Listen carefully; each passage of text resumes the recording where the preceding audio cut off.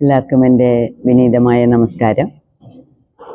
ഇന്നത്തെ എപ്പിസോഡ് എന്ന് പറയുന്നത് 213-ാമത്തെയാണ്. സദ്ഗുരുവിൻ്റെ ബുക്ക് റിവ്യൂ നോക്കുമ്പം 3-ാമത്തെ വീഡിയോ ആണ്. ഇതിൽ ഇപ്പോഴുള്ള സദ്ഗുരുവിൻ്റെ മുമ്പത്തെ ജന്മത്തിനെ കുറിച്ചാണ് പറയുന്നത്. 3 മുൻജന്മങ്ങളെക്കുറിച്ച് പറയുമെന്ന് പറഞ്ഞിരുന്നു. 400 വർഷത്തിന് മുമ്പേ ഉള്ളത് ബിൽവ, അതിൻ്റെ അടുത്ത ജന്മമാണ് ശിവയോഗി. അതിൻ്റെ അടുത്ത ജന്മം, അതായത് ഇപ്പോഴത്തെ ജന്മത്തിൻ്റെ മുൻജന്മം, അതിൽ അറിയപ്പെടുന്നത് സദ്ഗുരു ശ്രീ ബ്രഹ്മ എന്നാണ് അറിയപ്പെടുന്നത്. അപ്പം ശിവയോഗി മരിച്ചപ്പോഴേ ധ്യാനലിംഗം ചെയ്യാൻ പറ്റാത്ത ഒരു മനപ്രയാസത്തിലാണ് മരിച്ചത്.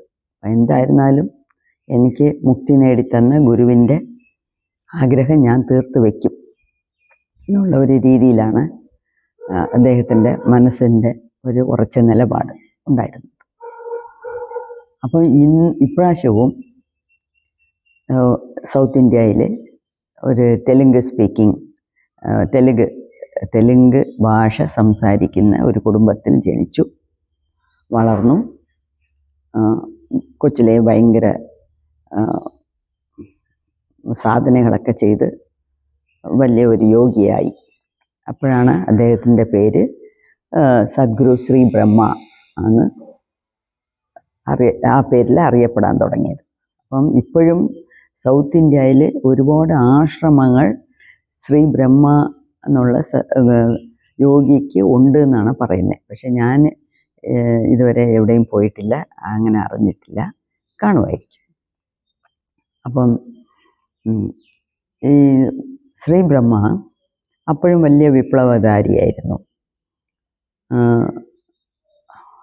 ഒരുപാട് റിബലിയസ് ചെയ്യരുത്, അതായത് വേണ്ടാത്ത കാര്യങ്ങൾ നമ്മളടുത്ത് പറയുമ്പോൾ അതിനെ എതിർക്കും, അടങ്ങിപ്പോകുന്ന സ്വഭാവം അല്ല. അപ്പം ഇതെന്ന് പറയുന്നത് 20ാമത്തെ നൂറ്റാണ്ടിൻ്റെ ഭാഗം, വേൾഡ് വാർ 2 നടന്നുകൊണ്ടിരുന്ന സമയം. അപ്പം നമ്മളൊക്കെ ബ്രിട്ടീഷേഴ്സിൻ്റെ കൈപ്പിടിയിലായിരുന്നു. അപ്പം നമുക്ക് ഇന്ത്യൻസിന് ഒരുപാട് റെസ്ട്രിക്ഷൻസ്, തടകൾ ഉണ്ടായിരുന്നു. തടകൾ എന്ന് വെച്ചാൽ റെസ്ട്രിക്ഷൻസ്, അത് ഇവിടെ പോകരുത്, അവിടെ പോകരുത്, അത് ചെയ്യരുത്, ഇത് ചെയ്യരുത് എന്നുള്ള ഒരുപാട് റൂൾസ് ഉണ്ടായിരുന്നു. അപ്പം ഏതോ ഒരു അവിടെ കുന്നൂർ ആശ്രമത്തിലായിരുന്നു ശ്രീ ബ്രഹ്മ താമസിച്ചുകൊണ്ടിരുന്നത്. അപ്പം അവിടെ ഒരു പ്രാവശ്യം ഒരു റെയിൽവേ ട്രാക്കിനെ കടക്കാൻ നമുക്ക് അനുമതി തന്നിട്ടില്ലായിരുന്നു. അപ്പോൾ ഇദ്ദേഹം അങ്ങ് ക്രോസ് ചെയ്തങ്ങ് പോയി, റെയിൽവേ ട്രാക്കിനെ കടന്നങ്ങ് പോയി. അപ്പോഴത്തേക്ക് ബ്രിട്ടീഷേഴ്സ് പിടിച്ച് ജയിലിൽ ഇട്ടു. ഇദ്ദേഹം കൂളായിട്ട് പ്രിസൻ്റെ ഗേറ്റ് വഴി ഇറങ്ങി വെളി വന്നു. അത് കണ്ടപ്പോൾ ആൾക്കാർക്ക് മനസ്സിലായി ഇദ്ദേഹം സാമാന്യപ്പെട്ട ആളല്ല, സാധാരണ ഒരാളല്ല എന്നുള്ളത് മനസ്സിലായി. അതുപോലെ ഇത് കുന്നൂർ ആശ്രമത്തിൻ്റെ അടുത്ത് നടന്നത്. ഇപ്പം കുന്നൂർ, നീൽഗിരീസ്, ഊട്ടി, ഇതെല്ലാം തൊട്ടടുത്തടുത്തുള്ള സ്ഥലങ്ങളാണ്. ഈ സ്ഥലങ്ങളൊക്കെല്ലാം ഞാൻ പോയിട്ടുണ്ട്. അപ്പം ഊട്ടി പോയവർക്കെല്ലാം അറിയാം, അവിടെ ഒരു വലിയ ലേക്കുണ്ട്, നമുക്കൊക്കെ അതിൽ ബോട്ടിങ് പോകാം. അപ്പം ഒരു പ്രാവശ്യം ഈ നീൽഗിരീസിലെ ആ തടാകത്തിൽ, തടാകത്തിൻ്റെ അടുത്ത്, ലേക്കിൻ്റെ അടുത്ത് ഒരു മീറ്റിംഗ് ഇട്ടുകൊണ്ടിരുന്നു. അപ്പം ഇദ്ദേഹം പറയുന്നതൊക്കെ ആൾക്കാർക്ക് അങ്ങനെ ഉൾക്കൊള്ളാൻ പറ്റുന്നില്ല. അപ്പോൾ അതിൽ പലരും പല എതിർപ്പുകൾ കൊണ്ടുവന്നു. അപ്പം ആ ആൾക്കൂട്ടത്തിൽ ഒരുപാട് എതിർപ്പുകളും അഭിപ്രായ വ്യത്യാസങ്ങളും ഒക്കെ വന്നപ്പം സിറ്റുവേഷൻ ശരിയല്ല എന്ന് ശ്രീ ബ്രഹ്മയ്ക്ക് തോന്നി. നമ്മൾ പറയുന്നത് അക്സെപ്റ്റ് ചെയ്യാൻ, ഉൾക്കൊള്ളാൻ ആൾക്കാർ തയ്യാറല്ല. അപ്പം അവരെ അടക്കി സമാധാനിപ്പിക്കണ്ടേ? അതിനുവേണ്ടി സദ്ഗുരു ശ്രീ ബ്രഹ്മ എന്ത് ചെയ്തു? ഒരു 11 വയസ്സ് പയ്യനെ വിളിച്ചു. വിളിച്ചിട്ട് അവൻ്റെ തലയിൽ കൈവച്ചു. അനുഗ്രഹിക്കുന്ന പോലെ അവൻ്റെ തലയിൽ കൈവച്ചിട്ട്, ഈ ലേക്കിൽ നീ നടന്നോ, ഈ തടാകത്തിൽ നീ നടക്ക എന്ന് പറഞ്ഞു. അവൻ കൂളായിട്ട് വെള്ളത്തിൽ നടന്നു. അപ്പോഴത്തേക്ക് അവിടെ ഉള്ളവരെല്ലാം നിശബ്ദരായി. എന്താണെന്ന് വെച്ചാൽ അപ്പം അവർക്ക് മനസ്സിലായി, അതായത് ഈ ശ്രീ ബ്രഹ്മയ്ക്ക് ഒരുപാട് സിദ്ധികളുണ്ട്. അതുകൊണ്ട് തന്നെയാണ് ജസ്റ്റ് ഒരു പയ്യനെ വിളിച്ച്, കൂട്ടത്തിൽ നിന്ന് ഒരു പയ്യനെ വിളിച്ച് തലയിൽ കൈവച്ചപ്പോഴത്തേക്ക് ശ്രീ ബ്രഹ്മയുടെ ആ സിദ്ധി പയ്യന് ഇറങ്ങി. അങ്ങനെയാണ് ആ പയ്യനെ വെള്ളത്തിൻ്റെ മീതെ നടാന്ന് പറഞ്ഞപ്പോൾ നടക്കാൻ പറ്റിയത്. അപ്പം ആ ഗുരുവിന് എത്ര ശക്തി കാണും എന്നുള്ളത് അവർക്ക്, ആളുകൾക്ക് മനസ്സിലായി. മിണ്ടാതെ വഴക്കിടാതെ അങ്ങ് പിരിഞ്ഞുപോയി. ഇങ്ങനെ പല സംഭവങ്ങളും നടന്നിട്ടുണ്ട്. പക്ഷേ വളരെ ആവശ്യമുണ്ടെങ്കിൽ മാത്രമേ ശ്രീ ബ്രഹ്മ അദ്ദേഹത്തിൻ്റെ സിദ്ധികളെ വെളിക്കൊണ്ടുവരത്തുള്ളൂ. അല്ലാതെ അനാവശ്യമായിട്ട് ഉപയോഗിക്കത്തില്ല, ആ ശക്തിയെ ഉപയോഗിക്കത്തില്ല. പിന്നെ ശ്രീ ബ്രഹ്മയും ധ്യാനലിംഗം ഉണ്ടാക്കാൻ വേണ്ടിയാണ് ഒരുപാട് ശ്രമിച്ചത്. പക്ഷേ അവിടെ ഇതേപോലെ ഈ യോഗീസും യോഗിനീസും ഒന്നിച്ചിരുന്ന് ചെയ്യാനുള്ള അനുമതി അവിടെ പബ്ലിക് തന്നില്ല, സൊസൈറ്റി അതിനെ അംഗീകരിച്ചില്ല. അങ്ങനെ ഈ ജന്മത്തും ധ്യാനലിംഗം ചെയ്യുന്ന ഒരു പദ്ധതിയെ കൈവിടേണ്ടി വന്നു. അദ്ദേഹം റെഡിയായിരുന്നു, പക്ഷേ കൈവിടേണ്ടി വന്നു. ശരിക്കും പറഞ്ഞാൽ ഈ യോഗിനീസിനെയും ഒന്നിച്ച് ഇരുത്തി ചെയ്യിപ്പിക്കുന്നത് സൊസൈറ്റിക്ക് ഇഷ്ടപ്പെട്ടില്ല. അങ്ങനെ ഇദ്ദേഹത്തിനെ നാട് കടത്തി. ഈ സ്ഥലത്തു നിന്നേ വെളിപ്പോ, ഇവിടെ നിങ്ങൾ ഇരിക്കണ്ട എന്നുള്ള രീതിയിൽ നാട് കടത്തി. അദ്ദേഹം അപ്പോഴത്തേക്ക് ഭയങ്കര ദേഷ്യമായി. വളരെ വേഗത്തിൽ നടക്കാൻ തുടങ്ങി. ഒരു നിർത്തില്ലാത്ത നടക്കുന്നു. ആഹാരമില്ല, അന്നമില്ല, വെള്ളമില്ല, അങ്ങനെ നടക്കുന്നു. അപ്പോൾ ഇദ്ദേഹത്തിൻ്റെ പുറയിൽ ഇദ്ദേഹത്തിൻ്റെ ഒരു ശിഷ്യൻ, വിഭൂതി എന്ന് പേര്, ആ ഒരു ശിഷ്യൻ മാത്രം ഇദ്ദേഹത്തിനെ പിന്തുടർന്ന് വരുന്നു. തമിഴിൽ വിഭൂതി, മലയാളത്തിലെ വിഭൂതി എന്ന് പറഞ്ഞാൽ ഭസ്മം, ഒരു ശിഷ്യനിട്ട പേര്. ഈ ശിഷ്യൻ ഇങ്ങനെ ഓടി കതച്ച് ഗുരുവിൻ്റെ സ്പീഡിന് ഒത്തുവരുന്നില്ല, ഓടാൻ പറ്റുന്നില്ല. അതുമാത്രമല്ല, അവിടുന്ന് ആൾക്കാർ നാട് കടത്തിയ കൊണ്ട് ഈ കടയിൽ പോയി സാധനങ്ങൾ വാങ്ങിക്കാൻ ബുദ്ധിമുട്ട്. അതുമാത്രമല്ല, ഗുരു ഒരു സ്ഥലത്തിരുന്ന അവിടുന്ന് ഏതോ കടയിൽ നിന്ന് അരിയും പരിപ്പോ എന്തെങ്കിലുമൊക്കെ വാങ്ങിച്ച് എന്തെങ്കിലുമൊക്കെ ചെയ്ത് കൊടുക്കാം. ഗുരുവിനെ സംരക്ഷിക്കേണ്ടത് ഒരു ശിഷ്യൻ്റെ കടമയും കൂടാണ്. ഗുരുവിന് നോക്കിക്കണ്ട് വേണ്ടിയത് ചെയ്യുന്നത് ഒരു ശിഷ്യൻ്റെയും കടമയാണ്. പക്ഷെ ആ ശിഷ്യനൊന്നും ചെയ്യാൻ പറ്റുന്നില്ല. എന്താ വെച്ചാൽ ഗുരു അത്രയ്ക്ക് ഫാസ്റ്റായിട്ടാണ്, ഒറ്റ നടപ്പിലാണ്. പിന്നെ എങ്ങനെയെങ്കിലും എവിടെയെങ്കിലും ഗുരു ഇരുന്ന് ധ്യാനിക്കുമ്പം, വളരെ ആഴത്തിൽ ധ്യാനത്തിലിരിക്കുമ്പം ഈ വിഭൂതി എന്ന് പറഞ്ഞ ഭക്തൻ ഓടിപ്പോയി എന്തെങ്കിലുമൊക്കെ സാധനങ്ങൾ കണ്ടെത്തി വാങ്ങിച്ച് എന്തെങ്കിലും ആഹാരം ചെയ്ത് ഗുരുവിൻ്റെ മുമ്പിൽ കൊണ്ട് വെച്ചിട്ട് അങ്ങ് മറഞ്ഞു നിൽക്കും. ഗുരു കഴിക്കുന്നവരെ നോക്കിക്കൊണ്ട് മറഞ്ഞു നിൽക്കും. എന്നുവെച്ചാൽ വേറെ മൃഗങ്ങളൊന്നും വന്ന് അത് തിന്നുകൊണ്ട് പോരുതല്ലോ. അങ്ങനെ മറഞ്ഞു നിന്ന് നോക്കിക്കൊണ്ടിരിക്കും. പിന്നെയും ഗുരു കഴിച്ചിട്ട് പിന്നെയും നടക്കാൻ തുടങ്ങും. ഇദ്ദേഹവും പുറകെ നടക്കാൻ തുടങ്ങും. അങ്ങനെ കുറേ നാൾ കഴിഞ്ഞു. ഇങ്ങനെ നടന്ന് ആന്ധ്രയിലെ കടപ്പ എന്നുള്ള ഒരു സ്ഥലത്തെത്തി. ശരിക്കും പറഞ്ഞാൽ ഇപ്പം നമുക്കും ഈ അടുക്കളയിലൊക്കെ ഈ ടൈൽസ് ഇടുന്നില്ലേ, സ്ലാബ്, കറുത്ത കല്ല്, മാർബിൾ പോലെ കറുത്ത കല്ല്, അതിന് കടപ്പാക്കല്ല് എന്നാണ് പേര്. എന്നുവെച്ചാൽ അത് കടപ്പ എന്നുള്ള സ്ഥലത്തു നിന്ന് വെട്ടിയെടുക്കപ്പെടുന്ന മാർബിളാണ് അത്. ഒരുപാട് പേർക്ക് വീട് വെച്ചവർക്കൊക്കെ അത് എൻ്റെ അനുഭവം കാണും. കടപ്പാക്കല്ല് എന്ന് പറയും. അത് കടപ്പ എന്നുള്ള ഒരു സ്ഥലത്തു നിന്ന് വെട്ടിയെടുക്കുന്നതാണ്.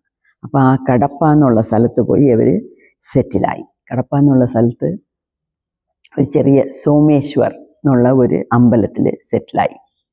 ഈ സോമേശ്വർ എന്ന് പറയുന്നത് ശിവൻ്റെ അമ്പലമാണ്. അവിടെ കയറി ഗുരുവും ശിഷ്യനും സെറ്റിലായി, കുറച്ച് നാൾ താമസിക്കാൻ തുടങ്ങി. പക്ഷേ അവിടുത്തെ പൂജാരികൾക്കൊന്നും ഇവർ രണ്ടുപേരും വരുന്നതും താമസിക്കുന്നതും ഇഷ്ടമല്ല. പക്ഷേ ഇവരെന്തോ അവിടെ ഒതുങ്ങി കഴിഞ്ഞു. അപ്പം ഈ സോമേശ്വർ ടെമ്പിളിൽ പോകാനുള്ള കാരണം ഇദ്ദേഹത്തിൻ്റെ മുൻജന്മത്തെ ഗുരുവാകിയ ശ്രീ പഴനിസ്വാമി അവിടെ വന്ന് താമസിച്ചിട്ടുണ്ട്. അപ്പം ആ ഒരു അട്രാക്ഷനിലാണ് ഈ സോമേശ്വർ എന്നുള്ള അമ്പലത്തിൽ പോയത്. അതുമാത്രമല്ല, അവിടെ ഇരിക്കുന്ന സമയം ഈ ഗുരുവും ശിഷ്യനും കൂടെ ഒരു വലിയ പ്ലാൻ ചെയ്തു, പ്ലോട്ട് നടത്തി എന്നാണ് പറയുന്നത്. പ്ലോട്ട് എന്ന് പറഞ്ഞാൽ ഇംഗ്ലീഷിൽ ഒരു ഈ ഡ്രാമയൊക്കെ നടത്താനുള്ള ഒരു ഇതുണ്ടാക്കുന്നില്ലേ, സ്ക്രിപ്റ്റൊക്കെ എഴുതി ഇന്നത് ചെയ്യണമെന്നൊക്കെ, അതാണ് പ്ലോട്ട്. അപ്പം ഇങ്ങനെ ഒരു പ്ലാൻ ചെയ്തു. എന്തുവാ പ്ലാന്? അവരൊരു 16 പേര്, ഒരു 12 പേര്, ഇല്ല 2 ഡസൻ ആൾക്കാർ, 10, 24, 25 ആൾക്കാരെ സെലക്ട് ചെയ്തു. അടുത്ത ജന്മം ഏത് കുടുംബത്തിൽ ജനിക്കണം, ഏത് അമ്മയുടെ ഗർഭപാത്രത്തിൽ അവർ പോയി ജനിക്കണം, അവരെന്തൊക്കെ പഠിക്കണം, ഏതൊക്കെ സാധനങ്ങൾ പഠിക്കണം എന്നൊക്കെ ഭയങ്കരമായിട്ട് ഒരു പ്ലാൻ ഉണ്ടാക്കി.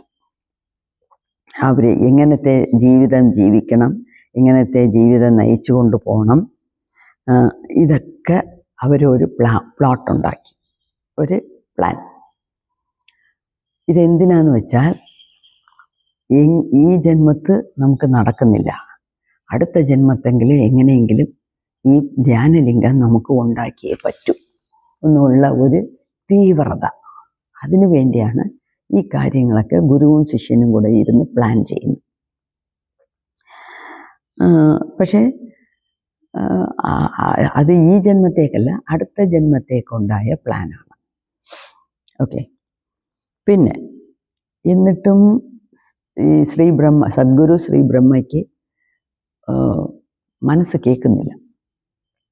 അവിടെ വജ്രേശ്വരി എന്നുള്ള ഒരു അമ്പലം, അത് ബോംബെക്കടുത്തുള്ള അമ്പലം. ഈ വജ്രേശ്വരിയെക്കുറിച്ച് ഞാനവിടെ പോയിട്ടില്ല, പക്ഷേ വജ്രേശ്വരിയെക്കുറിച്ച് ഗുരുദേവ് നിത്യാനന്ദ പറഞ്ഞിട്ടുണ്ട്. ഗുരുദേവ് നിത്യാനന്ദയുടെ വീഡിയോയിൽ ഞാൻ വജ്രേശ്വരി ടെമ്പിളിനെ കുറിച്ച് നിങ്ങൾക്ക് പറഞ്ഞിട്ടുണ്ട്. അത് ഒരു 18ാമത്തെ നൂറ്റാണ്ടിലോ അങ്ങാണ്ട് പേഷ്വ എന്ന് പറഞ്ഞ രാജാവിൻ്റെ കാലത്ത് ആ രാജ നിർമ്മാണിച്ചതാണ് ഈ വജ്രേശ്വരി ടെമ്പിൾ. ഓക്കെ. അപ്പം ഈ വജ്രേശ്വരി ടെമ്പിളിൽ അവിടെ ഒരു ബാലയോഗി എന്ന് പറഞ്ഞ ഒരു പയ്യനുണ്ടായിരുന്നു. ബാലയോഗി, അതായത് അവൻ 3 വർഷം, കൊച്ചു പയ്യൻ 3 വർഷം ഒറ്റയടിക്ക് സമാധിയിലിരുന്ന് 11ാമത്തെ വയസ്സിൽ ദേഹത്തിനെ അവിടെ കളഞ്ഞിട്ട് അവൻ പോയി, മേളിൽ പോയി, അവൻ മുക്തനായി. ഓക്കെ. അപ്പം ആ ബാലയോഗിയുടെ ദേഹം ആ വജ്രേശ്വരി ടെമ്പിളിൽ ഉണ്ട്. അല്ല, 11ാമത്തെ വയസ്സിൽ മുക്തി കിട്ടി. പക്ഷേ 26ാമത്തെ വയസ്സിൽ, നേരത്തെ പറഞ്ഞത് തെറ്റാണ്, 11ാമത്തെ വയസ്സിൽ മുക്തി കിട്ടി. ബാലയോഗി തന്നെയാണ്, എന്നുവെച്ചാൽ കൊച്ചിലെ യോഗിയായി. പക്ഷേ 26ാമത്തെ വയസ്സിലാണ് ഈ ദേഹത്തിനെ കളഞ്ഞിട്ട് അങ്ങ് പോയത്, മേളിൽ പോയത്. അപ്പം ഈ കാര്യം നമ്മുടെ ശ്രീ ബ്രഹ്മയ്ക്ക് അറിയാം. അങ്ങനെയാണ് വജ്രേശ്വരി ടെമ്പിളിൽ പോയത്. അവിടെ പോയി ഈ ബാലയോഗിയുടെ ദേഹത്ത് കുറച്ച് നാൾ താമസിച്ചു. അവർക്കൊക്കെ കൂടുവിട്ട് കൂടുപായുന്ന വിദ്യ എന്ന് പറയും. കൂടുവിട്ട് കൂടുന്ന് വെച്ചാൽ ഒരു ദേഹത്തു നിന്ന് വേറൊരു ദേഹത്തേക്ക് അവർക്കൊക്കെ എളുപ്പം പോകാൻ പറ്റും. അതായത് ഒരു ദേഹത്തു നിന്ന് ആൾ താമസം ഇല്ലാത്ത വെറും ദേഹത്തിനകത്ത് അവർക്ക് മാറാം. അങ്ങനെ. അപ്പം ഈ ബാലയോഗിയുടെ ദേഹത്തിൽ കുറച്ച് നാൾ താമസിച്ചു ശ്രീ ബ്രഹ്മ. പിന്നെ അവിടെയും ധ്യാനലിംഗം ചെയ്യാനുള്ള ശ്രമമായിരുന്നു. പക്ഷെ അതും നടന്നില്ല. അവിടെയും നടന്നില്ല, ഫെയിലിയറായിപ്പോയി. പിന്നെ ശരി എന്ന് പറഞ്ഞ് തിരിച്ച് തൻ്റെ സ്വന്തം ദേഹത്ത് തന്നെ വന്നു. അങ്ങനെ വന്ന് വെള്ളിയങ്കിരി വരെ പോയി. ആ വെള്ളിയങ്കിരിയിൽ ഇദ്ദേഹവും 7 ചക്രാസ് വഴി വെളി വന്നു. അതായത് ഇദ്ദേഹത്തിൻ്റെ ജീവൻ 7 ചക്രാസ് വഴി സഹസ്രാരം വഴി പിരിഞ്ഞു വെളി. ഓക്കെ. ആ സമയത്ത് ശ്രീ ബ്രഹ്മയ്ക്ക് 42 വയസ്സ്. പക്ഷേ മരിക്കുമ്പം അദ്ദേഹം ഒരു വാക്ക് പറഞ്ഞു, ഐ വിൽ ബി ബാക്ക് എന്ന് വെച്ചാൽ ഞാൻ തിരിച്ചു വരും. ഇപ്പം നമ്മളൊക്കെ മുക്തി നേടുന്നു, മുക്തിയുടെ പുറയിൽ ഓടുന്നു എന്ന് വെച്ചാൽ, ഇപ്പം എന്നെ സംബന്ധിച്ചവരെ എനിക്ക് തിരിച്ച് ഈ ഭൂലോകത്ത് വരേണ്ട ആവശ്യമേ ഇല്ല, ആഗ്രഹവുമില്ല. എല്ലാ ആഗ്രഹങ്ങളും തീർന്നു എന്ന് വെച്ചാൽ, ഓരോ വയസ്സിൽ ഓരോ ആഗ്രഹങ്ങളുണ്ടായിരുന്നു, അതൊക്കെ വയസ്സ് മാറുമ്പോൾ മാറും. അതിനെ വിചാരിച്ചാൽ അതിനെ പിടിച്ചുകൊണ്ട് നടക്കേണ്ട കാര്യമില്ല. എന്ന് വെച്ചാൽ ഒരു ചെറിയ ആഗ്രഹം നമ്മുടെ മനസ്സിൽ കിടന്നാലും അത് തീർക്കാൻ വേണ്ടി ഒരു ജന്മം എടുക്കേണ്ടി വരും. അങ്ങനെയാണല്ലോ ഒരുപാട് പേര് കൊച്ചിലേ മരിക്കുന്നത്. ജസ്റ്റ് ആ ആഗ്രഹം സാധിക്കാൻ വേണ്ടി വരുന്നു, അല്ലെങ്കിൽ ആ ആഗ്രഹം സാധിക്കുമ്പോഴത്തേക്ക് അങ്ങ് പോകും. അപ്പം നമുക്ക് ഈ പുനരഭി ജനനം പുനരഭി മരണം എന്നുള്ള സംഭവം നമുക്ക് ഇനി വേണ്ട എന്ന് ഉറച്ച ഒരു തീരുമാനത്തിലുണ്ടെങ്കിൽ ഒരു ആഗ്രഹവും നമ്മൾ വെച്ചുകൊണ്ടിരിക്കരുത്. അത് ഈ ജന്മത്തിൽ നടന്നോ നടന്നില്ലയോ വേണ്ട, മതി, കള, അത്രയേ ഉള്ളൂ എന്ന് ആ ഒരു മനോഭാവത്തിൽ വേണം. അയ്യോ എനിക്കൊരു ഇനോവ കാർ വേണമായിരുന്നു, അയ്യോ എനിക്കൊരു വലിയ ബംഗ്ലാവ് വേണമായിരുന്നു, ഈ ജന്മത്തിൽ നടന്നില്ലല്ലോ എന്ന് വിചാരിച്ചുകൊണ്ടും മരിച്ചാൽ അടുത്ത ജന്മം ഉറപ്പാണ്. ഓക്കെ. അപ്പം എന്നെ സംബന്ധിച്ചവരെ എനിക്ക് അങ്ങനെ ഒരു ആഗ്രഹവുമില്ല. ഈ ജന്മം എടുത്ത സ്ഥിതിക്ക് കുറച്ചും കൂടെ കാര്യങ്ങൾ ചെയ്യണമെന്നുണ്ട്. പക്ഷേ അത് നടന്നാൽ സന്തോഷം, നടന്നില്ലെങ്കിൽ വേണ്ട, കളാ, അത്രയേ ഉള്ളൂ. അപ്പം നമ്മളുടെ ഒരേ ഉന്നം ഈ ജന്മത്തോടു കൂടി നമ്മളുടെ ഈ ഒരു അമ്മയുടെ ഗർഭപാത്രത്തിൽ കയറി ജനിച്ച് വളർന്ന് തിരിച്ച് 1, 2, 3 സ്കൂളുകളിൽ പോവുക, 1, 2, 3 ABC പഠിക്കുക, തമിഴ് പഠിക്കുക, മലയാളം പഠിക്കുക, ഇതൊന്നും വേണ്ട. നമ്മൾ നേരെ മേളിൽ പോവുക. അവിടെ എത്രയോ ലോകങ്ങളുണ്ട്. അവിടെ പോയി നമുക്ക് ജോലിയുണ്ട്, ഇഷ്ടംപോലെ ജോലിയുണ്ട്. അവിടെയും ടീച്ചിങ് ചെയ്യാം, അവിടെ നമുക്കും പഠിക്കാം, മറ്റവർക്കും പറഞ്ഞു കൊടുക്കാം. അവർക്കൊക്കെ ഒരുപാട് പേർക്ക് വഴികാട്ടിയായിട്ടിരിക്കാം. അതാണ് എൻ്റെ ആഗ്രഹം. അതുപോലെ ഇദ്ദേഹം 42 വയസ്സിൽ ദേഹത്തിനെ കളഞ്ഞിട്ട് പോയാലും അദ്ദേഹം പറഞ്ഞു, ഞാൻ തിരിച്ചു വരും. ആ തിരിച്ചു വരവാണ് ഇപ്പോഴത്തെ വെള്ളിയങ്കിരി മലയടിവാരത്തിലുള്ള ഈശ യോഗ സെൻറ്ററിനെ നിർമ്മാണിച്ച സദ്ഗുരു ജഗ്ഗി വാസുദേവ്. ഇങ്ങനെയാണ് ഈ ബുക്കിൽ എഴുതിയിരിക്കുന്നത്. അപ്പം ഇത് സദ്ഗുരു തന്നെ പറഞ്ഞ് വേറൊരു റൈറ്റർ അരുന്ധതി സുബ്രഹ്മണ്യം എന്നുള്ള ഒരു സ്ത്രീയാണ് ഈ ബുക്കിൽ എഴുതിയിരിക്കുന്നത്. അപ്പം ആ ബുക്ക് വായിച്ചപ്പോൾ ഇങ്ങനെയാണ് എനിക്ക് മനസ്സിലായത്. അത് നിങ്ങളുടെ കൂടെ പങ്കുവയ്ക്കുന്നു. അടുത്ത വീഡിയോയിൽ ബാക്കി കാര്യങ്ങൾ കാണാം. നന്ദി, നമസ്കാരം.